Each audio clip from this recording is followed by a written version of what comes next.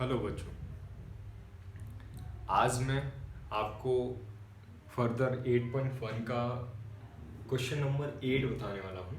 तो ध्यान से देखिएगा किस तरीके से मैं सॉल्व कर रहा हूँ। ठीक है, देखिए यहाँ पर फर्स्ट ऑफ ऑल हमको एक कॉर्ड की वैल्यू दे के रखी है। फिर इसके बाद में इसको एक्सप्लेन करना है कि इस तरीके से ये इक्वल आ रहे हैं कि नहीं आ रहे हैं। तो पहले नंबर पे मैं सॉल्व करने के लिए मैं पहले कॉर्ड को सॉल्व कर लेता हूँ। कॉर्ड को क्या सॉल्व कर लेता हूँ, कॉर्ड इक्वल्स टू 4, यहाँ पे जो 3 था मैं इसको इस तरीके से लिख लेता हूँ।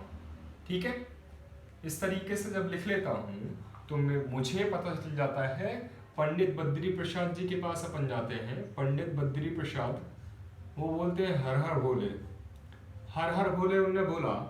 तो मुझे एक ट्रायंगल हमेशा याद रहता है, ये वाला ट्रायंगल। एंगल ए की वैल्यू मैं यहाँ पे ले रहा हूँ, यहाँ पर बी जो है वो 90 डिग्री है और यहाँ पर मैं सी ले रहा हूँ।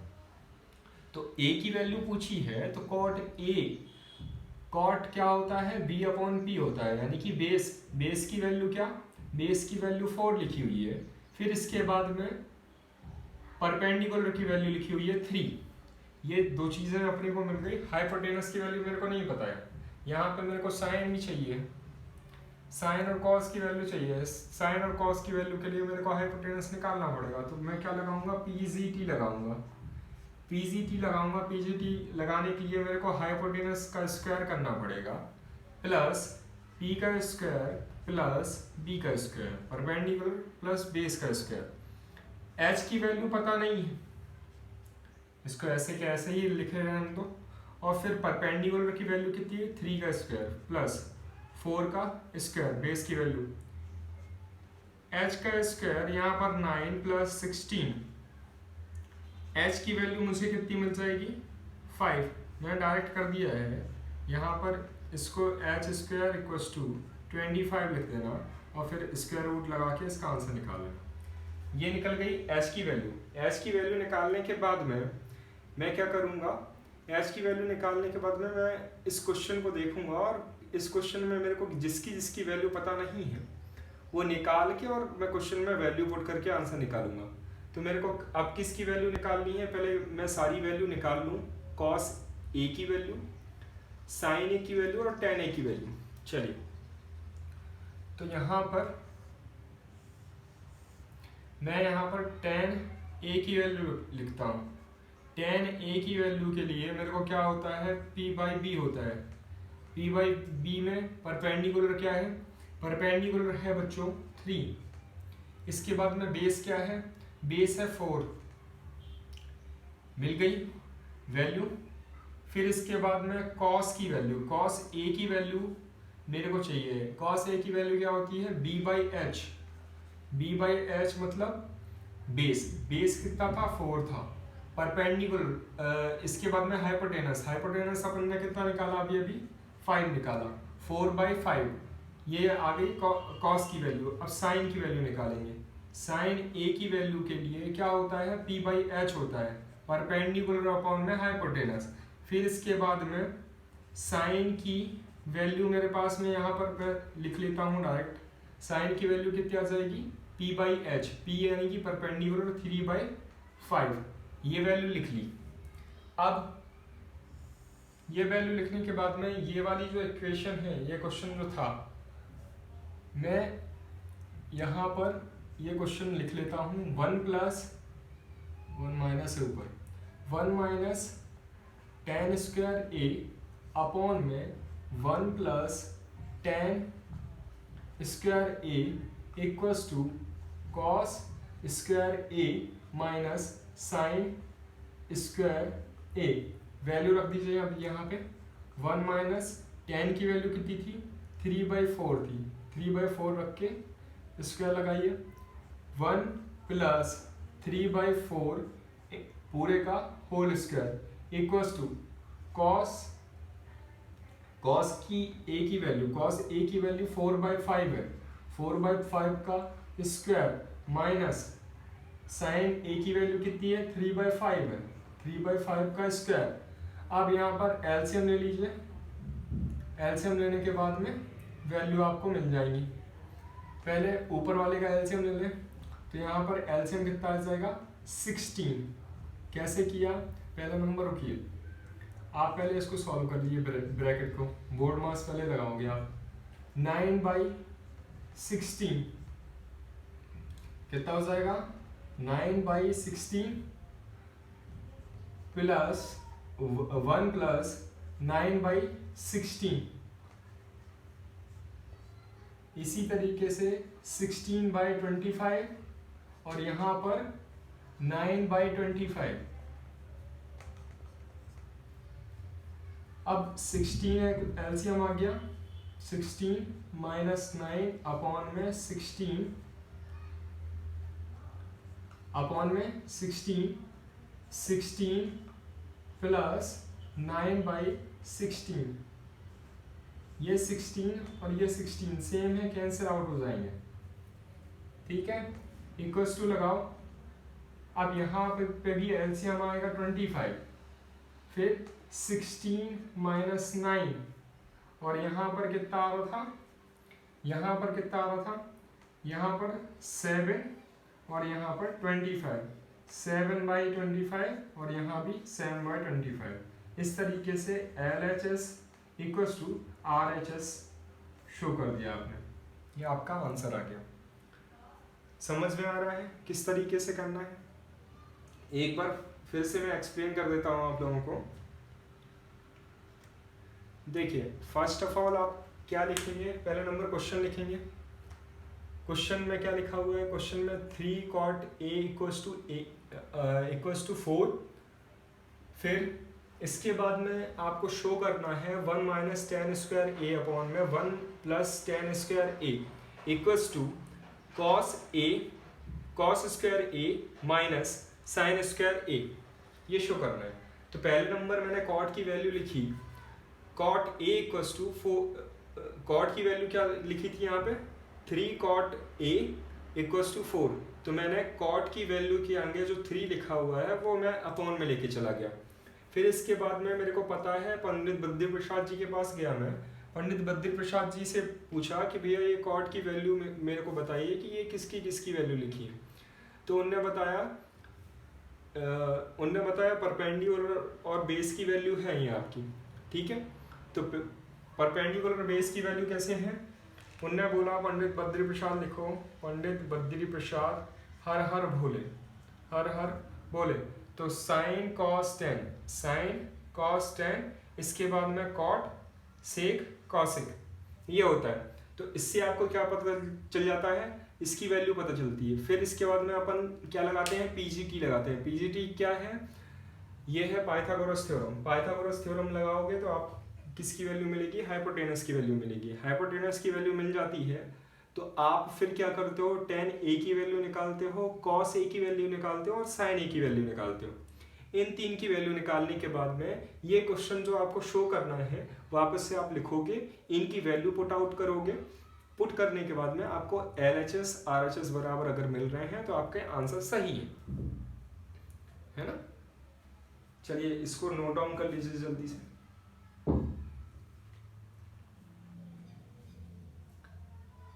नोट डाउन कर लीजिए, वो क्वेश्चन लिखा हुआ ऊपर अगर नहीं दिख रहा है ना आपको, 1 minus tan square A upon में 1 plus tan square A equals to cos square A minus sine square A, ये पूरा क्वेश्चन लिखा हुआ है। वो आप नहीं दिख रहा हो तो आप बुक से भी नोट डाउन कर सकते हैं, ठीक है। चलिए काउंट 5 में मैं इरेज करूँगा, 1 2 3 4 5। चलिए इरेज करूँ,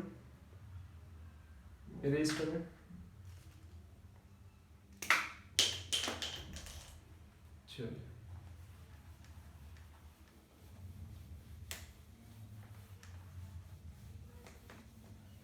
इसके बाद में क्वेश्चन नंबर 9 जो है, क्वेश्चन नंबर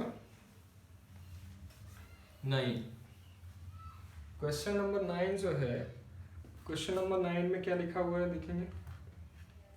क्वेश्चन नंबर 9 में है in triangle ABC, right angle B is a right angle if tan A equals to 1 by under root 3। क्या लिखा हुआ है? tan लिखा हुआ है, tan equals 1 by under root 3। ठीक है, गिवन लिख लिया करिए हमेशा आप लोग। क्या लिख लिया करिए? गिवन में angle B is right angle यानी कि 90 डिग्री है, और tan ए की वैल्यू अपने को दी है। क्या दी है tan ए की वैल्यू? tan ए की वैल्यू दी है 1 अपॉन में अंडर रूट 3, 1 अपॉन में अंडर रूट 3 दी है। तो मैं क्या करूँगा, एक राइट एंगल ट्राइंगल यहाँ पर छोटा सा बना लेता हूँ, शो कर लेता हूँ। यहाँ पर एंगल बी जो है वो 90 डिग्री है, एंगल बी। यहाँ पे ए, यहाँ पे सी, यहाँ पे ए और सी को चेंज कर लो, नहीं तो आप लोगों को परेशानी होगी। ए और सी। अब पंडित बद्री प्रसाद जी के पास फिर से जाओ। पंडित बद्री प्रसाद, हर हर भोले, हर हर भोले, हर हर भोले। तो यहाँ पर क्या होगा, यहाँ पर आपका tan की वैल्यू लिखी हुई है, तो साइन कॉस tan ये होता है tan। तो tan की वैल्यू आपको क्या मिल रही है यहाँ पर 1 अपॉन में अंडर रूट 3। तो क्या बोल सकता हूँ, परपेंडिकुलर की वैल्यू 1 दी है और इसकी बेस की वैल्यू आपको कितनी दी है, अंडर रूट 3। अब मेरे को हाइपोटेनस की वैल्यू निकालनी है। जब निकालूंगा तो फिर फर्दर क्वेश्चन सॉल्व होगा। ठीक है, अब इसके बाद में मेरे को पहले पीजीटी लगा दूं। पीजीटी पाइथागोरस थ्योरम क्या बोलती है? पाइथागोरस थ्योरम h का स्क्वायर यानी कि हाइपोटेनस का स्क्वायर p का स्क्वायर प्लस b का स्क्वायर। हाइपोटेनस नहीं पता है तो h का स्क्वायर ही लिखोगे, 1 का स्क्वायर प्लस अंडर रूट 3 का स्क्वायर। क्या मिल गया बच्चों? ये हाइपोटेनस का स्क्वायर यानी कि 1 प्लस 3। ठीक है, तो यहाँ पर आपको क्या मिल जाएगा, 4 अंडर रूट में। अब इसका निकालोगे तो कितना बचेगा, 2। हाइपोटेनस की वैल्यू कितनी आ गई बच्चों? 2 आ गई। अब क्वेश्चन में क्या लिखा हुआ है? क्वेश्चन में लिखा हुआ है sign A cos C plus cos C sine cos A sign सी, इस तरीके से लिखा हुआ है। तो आप एक साइड में एक ट्राइंगल और बना लो। ये आपका ए का बना हुआ है और इसी ट्राइंगल को आप एक सी का बना लो।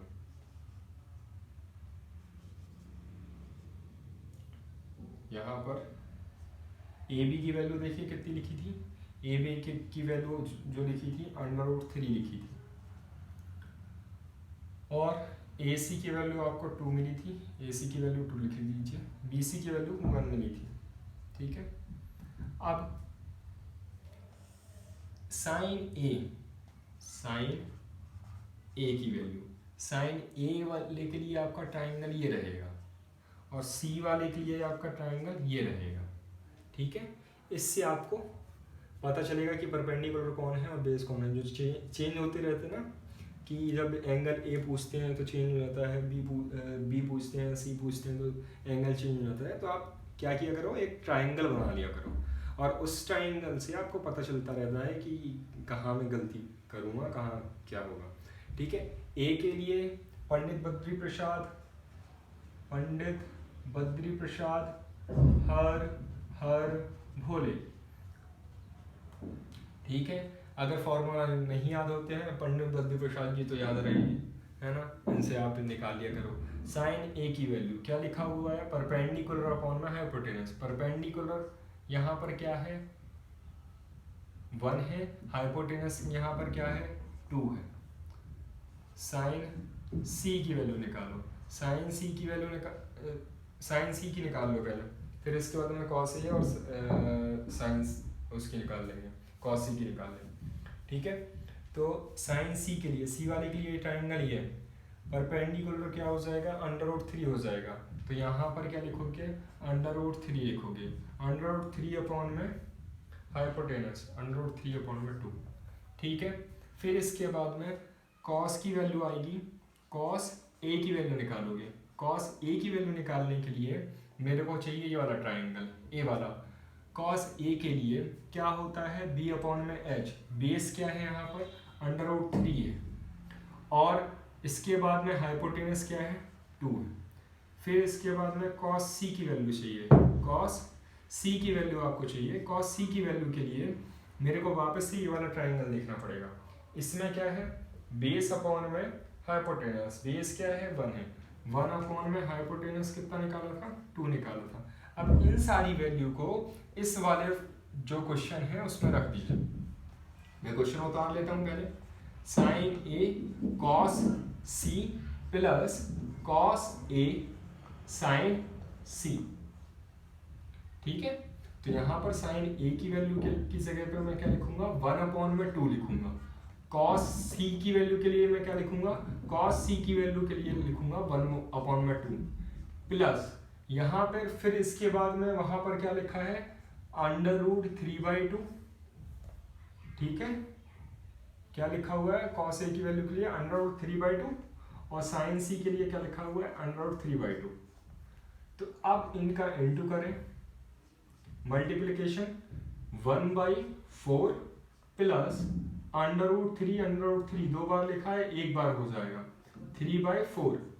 तो ये क्या हो जाता है, एलसीएम लोगे 4 आएगा, 1 प्लस 3 क्या हो गया, 4/4। आंसर कितना आ गया, 1। ये आ गया आपका आंसर। इस तरीके से इस क्वेश्चन को करना है।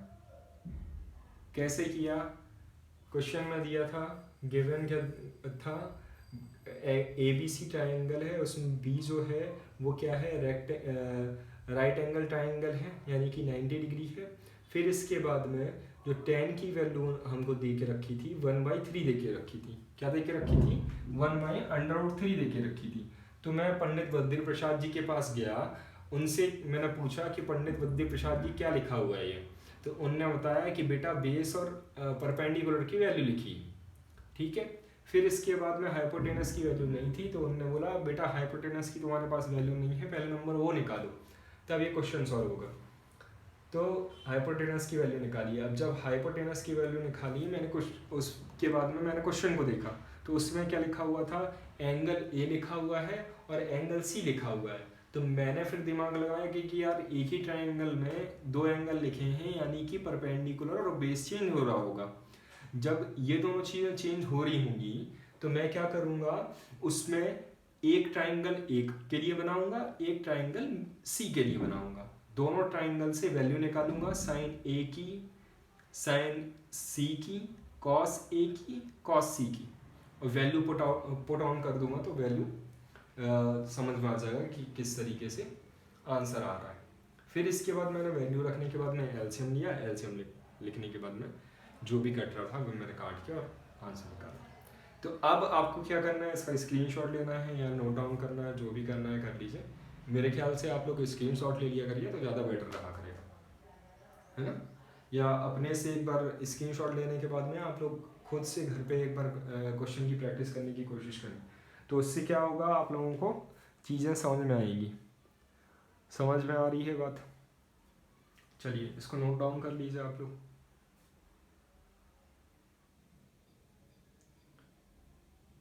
कर लिया, कर लिया नोट डाउन।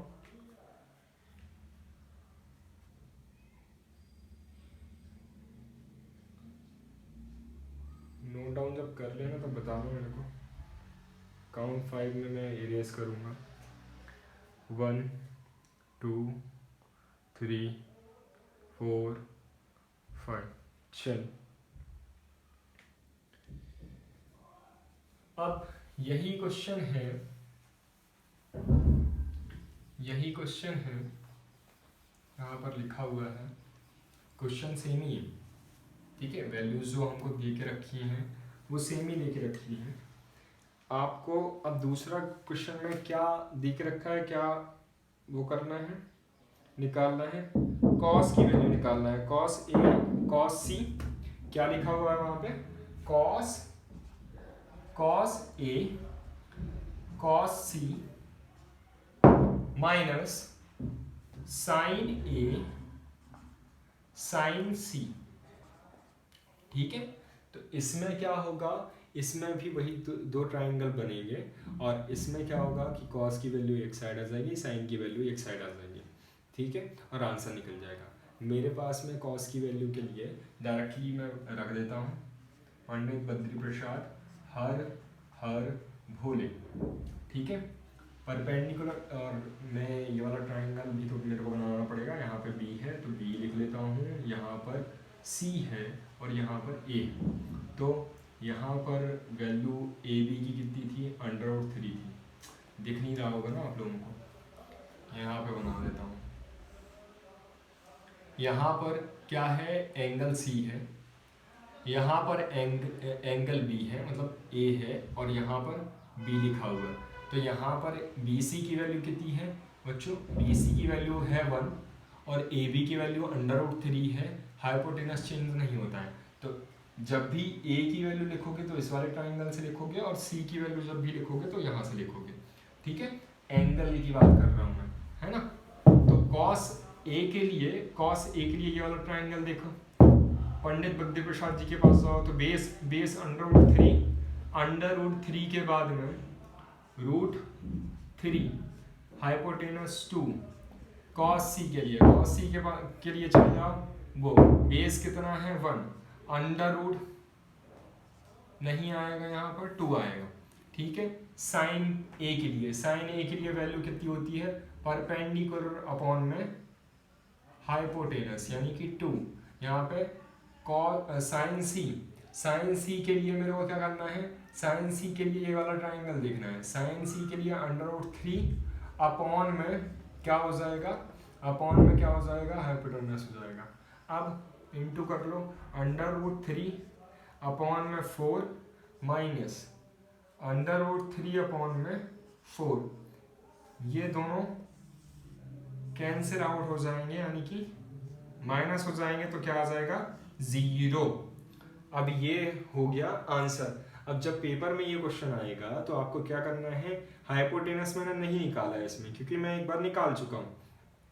तो आपको ये क्वेश्चन लिखना है, क्वेश्चन लिखने के बाद में हाइपोटेनस भी निकालना है इसमें, और फिर इसके बाद में आपको आगे ये वाला क्वेश्चन फर्दर सॉल्व करना है। समझ में आ रहा है? इसको नोट डाउन कर लीजिए या स्क्रीनशॉट ले लीजिए, फिर आगे बढ़ेंगे अपन।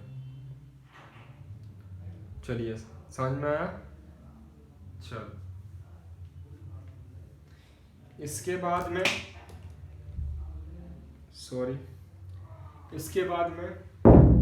ये बच्चों बैकग्राउंड में जो आवाज़ आ रही है उसको थोड़ा सा इग्नोर करिएगा, है ना। चलिए, इसके बाद में मेरे को क्या करना है, इसके बाद में आप लोग ये प्रैक्टिस करिए,